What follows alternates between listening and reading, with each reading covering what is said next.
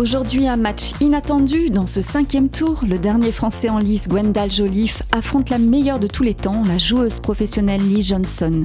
L'Américaine, bien que favorite, a été très accrochée dans le 4e tour. Quant au Français, il va tenter de créer la surprise. Le tout commenté par Marc Chavet et Bruno Bidon, que nous retrouvons sans plus tarder. Le plaisir de vous retrouver, mesdames et messieurs, toujours du côté de Fontaine-le-Comte au Bowling La Sphère pour le 5e round, tout simplement, du Master Series de la 13e édition de la Promotion Tour. Gwendal Joliffe, le Français, le Breton, est en passe de libérer sa première boule face à Lee Johnson, une institution de la discipline.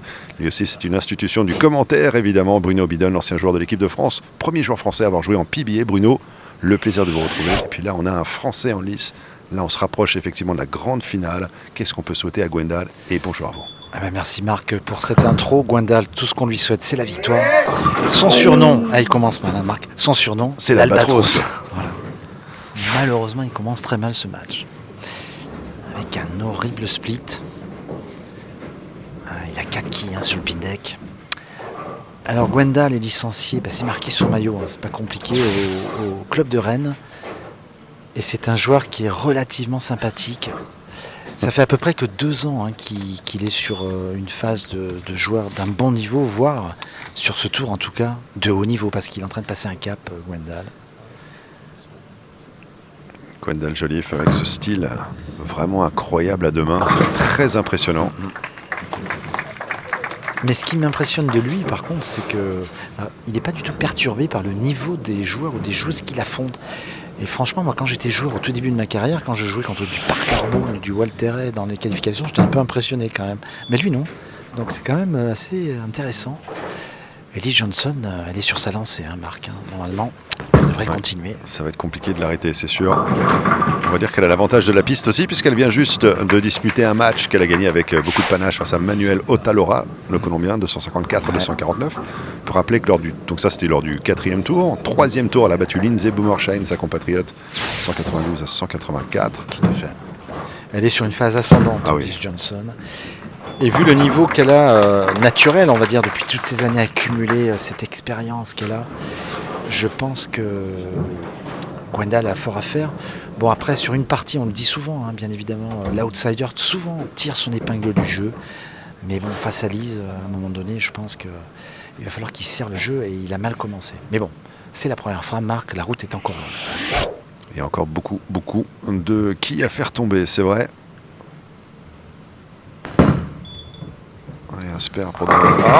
Toujours la 10 qui reste debout. La 10, oui. Et je pense qu'elle a dû jouer, je vais attendre l'indication du scoreur, je pense qu'elle a joué un peu plus vite que d'habitude, Lise. Eh oui, 27 à l'heure, et ça le fait pas. Excusez-moi cette expression, mais 27 à l'heure, vous voyez, ça va pas. Vous rajeunissez l'expression de Jones. De Jones, il essaie de rester dans le coup. Mais mais c'est vrai que quand on voit la vitesse de boule, on se rend compte qu'il faut mieux jouer à 25 à l'heure sur ce bowling. Oui, c'est vrai. Dès qu'on est au-delà, les strikes ne viennent plus. Vous êtes dans la poche, mais vous laissez la 10 et ça peut vous énerver de temps en temps quand vous êtes joueur. Ça, il y a plusieurs joueurs qui ont réussi à sampler, on va dire, ou prendre la mesure effectivement de ces pistes et ont pu adapter la vitesse en conséquence. La vitesse est un des facteurs primordiaux aujourd'hui. Alors Gwendal, il joue avec une boule un petit peu polie. Alors bien sûr, on n'a pas parlé de ça, Marc, il y a les boules coques, on appelle la coque réactive, les coques polies et les coques, on va dire, un petit peu mates, c'est-à-dire qu'il y a 3 surfaces différentes. Et selon les terrains rencontrés, les pistes rencontrées, on utilise certaines coques. Et là, Gwendal utilise une coque Pearl, mais polie. Donc en fait, c'est une boule qui glisse beaucoup plus loin et qui casse plus fort. C'est-à-dire qu'il y a une trajectoire à la fin qui, si vous voulez, qui tourne plus fort. Et pour le moment, il s'en sort très très bien avec ce type de matériel sur ces pistes. Ouais, très classe ce strike pour Gwendal. Ça le relance en tout cas. Exactement, il a besoin justement d'un succès comme ça pour se mettre un peu en jambes. Il a concrétisé dès la frame suivante, dès cette 3e frame. Il peut repasser devant avec un petit doublé. Et vous voyez, il a joué à 23 km/h 77, c'est-à-dire quasiment 24. Mais il faut, à mon avis, entre 24 et 25, c'est la clé du succès sur ces pistes. Si vous jouez à 27, 28, c'est pas très très bon. Et bon, c'est plus facile. Nous, on a toutes les stats ici, mais quand vous êtes sur les pistes, enlever 1 ou 2 km/h dans la trajectoire, Ouais, c'est pas sûr facile. que c'est, ouais, bien sûr. Alors Gwendal, frame 3. Il laisse la 7, hein, évidemment, le gendarme du gaucher. Et là, il a trop ouvert sa trajectoire. Il est allé beaucoup trop haut au niveau du point de cassure, le break, qu'on appelle le break en anglais. Et il laisse cette qui 7. Alors lui, par rapport à d'autres joueurs, il prend la boule de spare, la boule dure, pour jouer cette quille. Il y a plusieurs écoles pour jouer les spares. Soit vous êtes capable de modifier la position de votre main ou de votre poignet, vous pouvez jouer avec la boule de strike en jouant tout droit. Soit vous prenez une boule dure, c'est-à-dire que vous gardez la même sensation, la même façon de lâcher la boule, mais la boule dure ne prend pas l'effet. C'est le choix de Gwendal. Allez, Gwendal, qui va chercher le spare sans complication aucune. Aucun problème. Malheureusement, l'open frame sur la première frame pour Gwendal. Ça peut lui coûter cher. Et oui, Marc, je vois que vous observez de mieux en mieux nos parties de bowling et vous les analysez très très bien maintenant. Je suis à bonne école avec... Et ça se joue à rien souvent ces matchs et la moindre erreur est fatale. À ce niveau de jeu, bien sûr, hein, parce que les tournois où on peut toujours revenir, mais là... Lise qui obtient un strike. Premier strike de la rencontre pour Lise Johnson. C'est vrai, il a fallu attendre la 3e frame, ça aussi c'est assez rare. C'est assez rare. Mais Lise est en train de tricoter. Alors c'est une petite expression aussi pour vous dire qu'elle a bougé au pied. Alors là, nous, on est un petit peu excentré, mais je vois bien ses trajectoires ont été modifiées, ce qui veut dire qu'elle a dû bouger au pied pour pouvoir trouver une zone propre au niveau du break. Et c'est tout à fait ce qu'il fallait qu'elle fasse. C'est pour ça que je pense qu'elle a laissé les 2-9. Elle est en train de se caler. Et elle devrait commencer à enchaîner les strikes. Elle devrait. Alors, frame 4, Lise Johnson. Est-ce qu'elle peut doubler? La 4, la 4, la 4. Et elle double. Le doublé de Lise. Eh oui, je vous le dis, elle a tricoté. Elle est en train de trouver la solution. Attention, Gwendal, il va falloir qu'il serre le jeu, qui commence à striker lui aussi. Parce que Lise, il ne faut pas la laisser partir. La laisser partir, là, c'est fini pour vous, tout simplement. On ne la rattrapera pas. Ah oui, là, on ne la rattrape pas. Et donc, le vainqueur de ce match, Marc, ira affronter, si je ne dis pas de bêtises. Eh bien, Matthew McNeil, l'américain. Matthew McNeil, qui habite en Floride. Sacré client, Matthew McNeil. Gaucher redoutable. Ouais, qui avait fait partie de la team Vega du côté ils ont gagné Strike Tour. d'ailleurs. Ils ont gagné, exactement, sur le toit de l'univers. Dans le tournoi par équipe que vous avez organisé pour la première année. Ouais. Avec la fédération française de bowling et des sports de quilles. On a fait cette compétition pour l'équipe de France. Et ça s'est très très bien passé pour une première. Oh, superbe. Ouais. Il fallait qu'il ait ce strike à ce moment-là, Gwendal, pour rester complètement en cadence, hein, c'est vrai. Et il le fait, hein, c'est bien. Ouais. Allez, Gwendal, faut doubler. C'est le seul Français qui nous reste. Ça serait bien qu'il arrive à résister un peu. Parce qu'après, là, c'est que du lourd. Hein, américain, anglais, américain, allemand. C'est vrai qu'il y avait une très très belle performance, celle de Dennis Grunheid, hein, qui s'est qualifié en première position après 18 matchs disputés, 238 de moyenne, devançant Daniel McEwan qui avait affiché 229, Jack Blythe 230, Matthew McNeil à 230 également, et puis Gwendal Joliffe à 230 aussi. Donc vraiment, 230 c'était un petit peu on va dire la barre. C'est ça. Allez, Gwendal, il faut doubler ce strike, hein, c'est quasiment impératif dès le début de ce match. Non, il en laisse 2, Marc. Il est un peu moins confiant, j'ai l'impression. Alors, est-ce qu'il ressent la pression? Ça serait une bonne question. Parce qu'il a été très positif dans l'équipe, mais il jouait avec 2 boules. Hein. Mais là, il joue tout seul. Hein. Donc, est-ce que ça a une influence? Forcément. Est-ce que son mental est là? Est-ce qu'il est bien en position? Est-ce qu'il est en possession de tous ses moyens? Ça, c'est une autre question, bien évidemment. On ne peut pas vous le dire. Mais pour le moment, Lise Johnson est mieux partie. Mais on l'a compris depuis toutes ces émissions que être bien parti, c'est bien, c'est important, mais il faut encore finir dans les bonnes conditions. Gwendal Joliffe ici, qui va chercher le spare sur la 5e frame. Mais attention, parce que là, on est en effet à l'orée de quelque chose d'exceptionnel pour Lise. Si elle arrive à rester dans la zone du strike, elle en a toutes les capacités. Elle l'a fait à de multiples reprises. Après, on les enquiller quasiment jusqu'à la fin. Hein, elle est capable. Hein, elle est capable. Et si elle enchaîne déjà avec un triplé, elle va prendre une belle avance.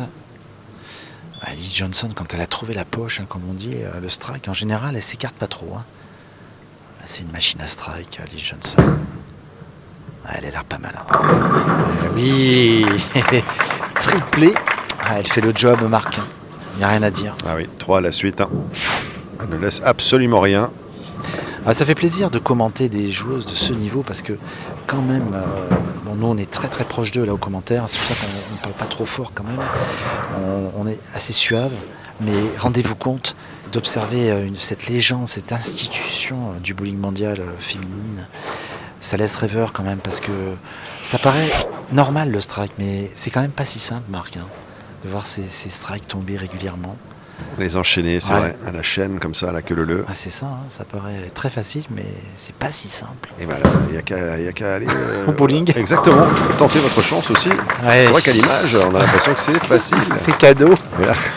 4 à la suite, Bruno. Ouais, 4 à la suite. Hein. Liz Johnson, elle est partie là, je pense. Hein. Le handbone. Yeah, le fameux handbone que disent souvent les commentateurs américains. Il y a une histoire. Hein. Le handbone, c'est du jambon en fait. Hein. Alors il y a une petite tradition, c'est Pete Weber qui a lancé ça et des commentateurs américains. Et s'il faisait les quadruplés, on lui ramenait un peu de jambon. Ah, exactement. Une tranche de jambon. Et il en a gagné beaucoup. Allez, il faut qu'il se ressaisisse, Gwendal.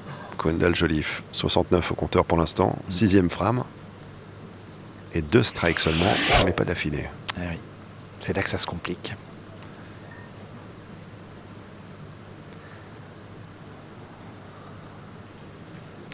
Allez, frame 6, ça serait bien qu'il commence sa série de strikes tout de suite. Non, il n'y est pas là. Bon, après, moi, je n'en veux pas, hein, parce que après tout le parcours qu'il a fait, il a été incroyable. Bon, peut-être qu'il est en train de payer un petit peu la semaine, hein, la fatigue, la pression, parce que quand même, il a eu la pression. Il a gagné ce match ce matin en équipe, et donc tout ça mis bout à bout, à un moment donné, peut-être vous craquez un peu mentalement. Et ça arrive face à la meilleure joueuse du monde, donc c'est un peu logique, hein, tout ce qui se passe. C'est vrai qu'il n'y a pas de grande surprise non plus. Et là, comment on fait justement pour aller chercher ces 2 quilles? Est-ce que c'est même physiquement possible? Oui, c'est physiquement possible. Ouais. Il faut jouer juste dans le trou où il y a la quille 10. Il n'était pas loin. Pas assez loin, c'est ça qu'il fallait faire. Et il faut envoyer la boule quasiment sur la quille 10, mais très très fine en fait. Une prise très fine pour éjecter la première quille, pour caramboler la deuxième en fait. C'est ça, qu'il aille chercher la 7. Et dans l'esprit, il avait bien fait. Et ça, Bruno, à l'entraînement, c'est quelque chose qui se répète? On répète des séquences comme ça où Tout à fait. On les enchaîne, on fait quoi? 15, 30 voilà, c'est ça, l'entraînement, vous savez, au bowling, c'est comme au billard ou dans certains sports de précision, on fait 20 fois la 10 d'affilée, 20 fois la 7, 20 fois la 8 et ainsi de suite, et des séries de strikes, et voilà. Alors tiens, c'est une belle transition. Qu'est-ce qui se passe quand on s'entraîne? On tape pas, on lance pas la boule uniquement sur l'intégralité des quilles. Vous le dites, on met quille par quille et on enchaîne toutes les quilles pour travailler le spare en fait, c'est ça? Exactement. Il y a des bowling où on peut le programmer d'ailleurs. Bien joué Gwendal. Super. Oui, il y a des bowling où on peut programmer en fait les strikes, les spares, quelle que soit la combinaison de quilles, même les spares composés. Et les grands joueurs et les grandes joueuses s'entraînent comme ça. C'est-à-dire qu'en fait, on ne va pas au bowling pour faire du score à l'entraînement, on va faire de l'entraînement. Bien sûr. Voilà. C'est une grosse différence. Et les grands joueurs aussi, certains en tous les cas, on pense à Jack Blight qui note tous les scores qu'il fait, toutes les quilles qu'il abat. Ah, il est capable de vous dire, voilà, j'ai l'intégralité de mes statistiques depuis que je joue, en tout cas tous les matchs pro. Il y a pire que ça, il y en a qui mettent même sur leur cahier toutes les compétitions, toutes les pistes, et les centres dans lesquels ils jouent avec la référence. Ouais. Et strike, eh bien écoutez là, je ne m'avancerai pas trop. Je pense quand même qu'elle va gagner. Là, je pense. Ne prenez pas trop de risques. Pas encore, parce qu'il m'est arrivé quelques surprises. Je vous ai connu plus audacieux. C'est vrai. Mais là, c'est vrai qu'attendre la 7e frame après 5 strikes d'affilée pour dire que Liz Johnson est bien gagner, partie. c'est clair. Mais peut-être que j'ai un petit regret pour ça, pour notre Français. C'est vrai. Le côté un peu chauvin, Bruno, on vous en veut pas. On ne voulait pas. Bien sûr que non. Mais ouais, c'est notre dernier Français, il disparaît. Mais bon, je suis content pour Liz quand même. Johnson, ça va facile aussi. L'aisance, l'excellence de l'exécution pour un autre strike d'affilée. Ce que je dis, moi, quand je vois ça, j'ai une petite expression assez sympathique. Il y a 10 quilles au bout, je lui en mettais 20, c'est pareil. Hein. C'est-à-dire que je lui rajoute des quilles, si vous voulez, au fond, elle fera quand même strike. Alors ça sera un peu moins, ça éclate moins, mais c'est un peu l'esprit. Bon, là, de toute façon, il n'y a aucun regret pour Gwendal. Hein. Vous avez vu le score à côté? Ouais, c'est sûr. Il n'y a pas photo. Non. Donc il y aura un gros écart. Et en tout cas, quelle expérience pour ce jeune Rennais. Je pense que quand il va rentrer en Bretagne, il va avoir des souvenirs plein la tête. Ah, ça c'est sûr.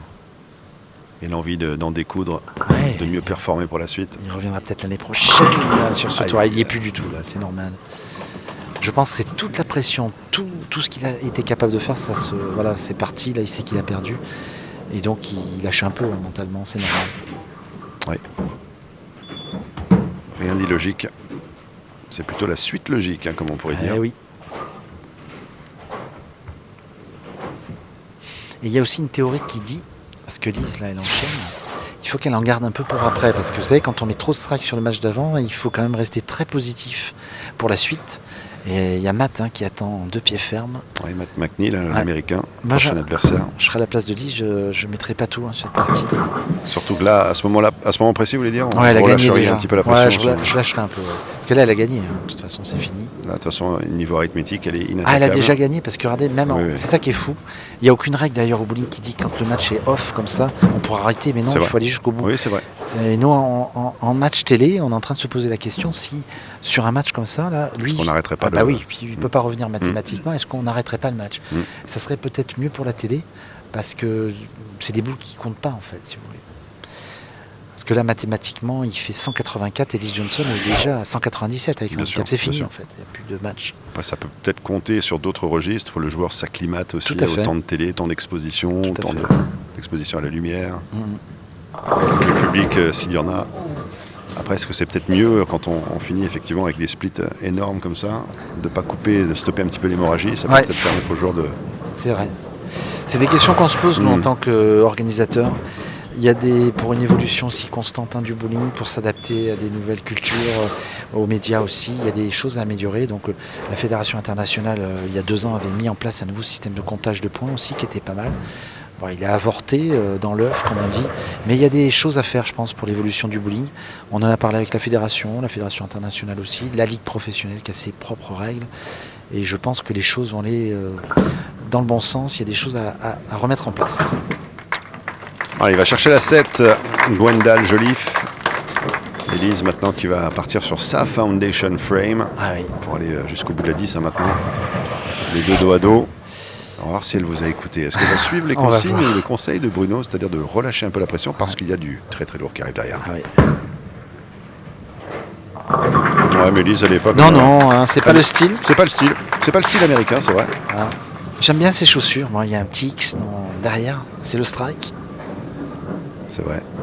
Moi j'aime bien son jeu de jambes ou son jeu de pied lorsqu'elle est à l'approche. Ouais, c'est vrai. C'est très l'amorce de l'approche. Elle a cette petite gestuelle où elle fait très quelques typique, millimètres. c'est typique Lis Johnson, ça. Mais elle a très mal démarré cette tournée, pour vous dire. Elle n'était pas bien sur les 2 premières dates. Peut-être le décalage horaire, je sais pas. Et là, elle est de mieux en mieux, Lis Johnson. Et bon, là, elle a dû relâcher, Marc, parce que c'est après un gros split. Et je vois Matt McNeil qui approche des pistes, son beau maillot noir.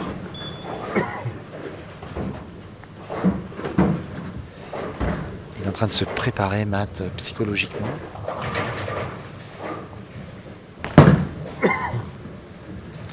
Oh là là! Elle nous le fait en plus, Lis Johnson, c'est incroyable, Marc. Mais vous voyez, elle nous a fait plaisir, elle nous a fait un split très dur, croyez-moi, c'est pas facile. Elle a tenté pour le plaisir, elle l'a fait. Et elle a réussi, Et regardez ce qu'elle fait, elle change de boule. Regardez. Exactement, pour finir avec sa dernière boule. Elle teste de une la nouvelle 10e boule. frame, pourquoi pas. Elle teste, si vous voulez, cette boule pour le match suivant. Elle est sous les applaudissements du public. On va voir si elle l'utilise après. Il ne reste que la 10. Lis Johnson, une fois de plus sur le toit de l'univers avec une superbe victoire face au Français Gwendal Joliffe. Super match. Un score, une fois de plus, impressionnant, 263 avec le bonus de 8. Alors, c'est vrai, quand on voit un score comme ça, on se dit pourquoi a-t-on un bonus réellement? Ouais, c'est une question, Marc. Il y a le débat actuellement sur le tapis. Et on va voir le score de Gwendal. Il lui reste 3 boules pour faire maximum de 163. Bon, il est passé un peu à côté de ce match, mais on lui en veut pas. Bien sûr. Bien sûr, bien sûr. Donc 5e à l'issue des qualifs. Et c'est vrai qu'il a dû être un peu attentiste, attendre son tour, tout simplement. Tout simplement. Alors que Lis Johnson, elle a enchaîné les matchs, les a gagnés tous, les uns après les autres. Allez, ça serait bien qu'il termine avec un petit triplé pour le plaisir. Plaisir de retrouver, c'est vrai, la saveur si particulière du strike, mais non, il restera une quille rebelle dressée au fond de la piste. Et là, alors là, je ne sais pas ce qui va se passer après. Matt, Lise. Là, c'est... Ouais, je sais pas. Ça peut tourner dans, exactement. Dans tous les sens. Parce que là, Matt va reprendre le contrôle des opérations, Matt McNeil, ou est-ce que Liz Johnson va être... Va consolider sa remontada, c'est ça, comme on dit. et continuer à terrasser l'adversité, tout simplement, à l'approche du sommet. Et le sommet, On c'est n'est plus Dennis très loin. Brunheid. On n'est plus très loin, en fait. Il reste 4 matchs. Exactement. Gwendal Joliffe, Ouais, c'est bien, Gwendal. qui a une dernière boule.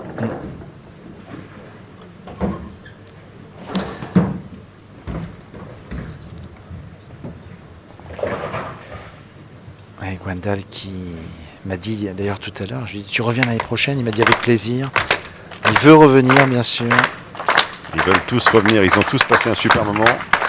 Et Gwendal Joliffe, et super, c'est fait pour finir avec un strike, finir bien. de la plus belle des manières ce somptueux match avec la victoire magnifique de Liz Johnson, l'américaine, 263 points, 153 donc le score final pour Gwendal Joliffe. Voici les stats de ce 5e tour. Très nette domination, strike 8 contre 4 pour Johnson, égalité parfaite pour l'Esper, 3 partout. Le nombre d'open a fait chuter Joliffe 4-0, score final 263 à 153. Victoire sans surprise de Liz Johnson qui poursuit son ascension en se qualifiant pour le 6e tour contre Matt McNeil. Et tout de suite l'interview d'après-match. Aux côtés de Gwendal Joliffe qui va malheureusement sortir du tournoi, la dernière représentation, le dernier représentant français, 5e à l'issue des qualifs face à une institution du bowling, Liz Johnson, forcément la plus grande joueuse de tous les temps, celle qui a tout gagné. Gwendal, une petite réaction quand même, c'était un match difficile pour toi de rentrer de plein pied dedans? Difficile parce que j'ai pas trouvé ce que je recherchais. J'avais pas du tout la même ligne de jeu que sur les qualifs. C'était beaucoup plus long, donc j'avais pas le contrôle de mon jeu aussi, donc je pouvais pas faire grand-chose. Et est-ce qu'il y a un côté un petit peu psychologique quand on affronte une joueuse du renom, du talent de Liz? On sait que chaque erreur risque d'être punie sévèrement, rapidement. Ouais, c'est surtout ça, et surtout comment qu'elle avait enchaîné sur les matchs d'avant aussi. Je savais que ça allait être difficile. Toi, tu étais qualifié 5e, ce qui veut dire que tu étais dans une position attentiste. Tu allais progressivement connaître l'identité de ton adversaire. Liz, à contrario, a dû se battre tour après tour. Pour toi, est-ce que c'est un avantage ou un inconvénient d'être mieux qualifié, finalement mieux placé dans le classement? Non, c'est pas un avantage ou quoi, c'est plus... c'est surtout que j'ai bien joué sur la dernière série des 6 lignes, donc automatiquement, je suis monté d'un coup avec les 2,41. Donc, mais avec Liz, je savais qu'elle allait être contre moi. Donc, Merci beaucoup, Gwendal. Merci beaucoup. L'année prochaine,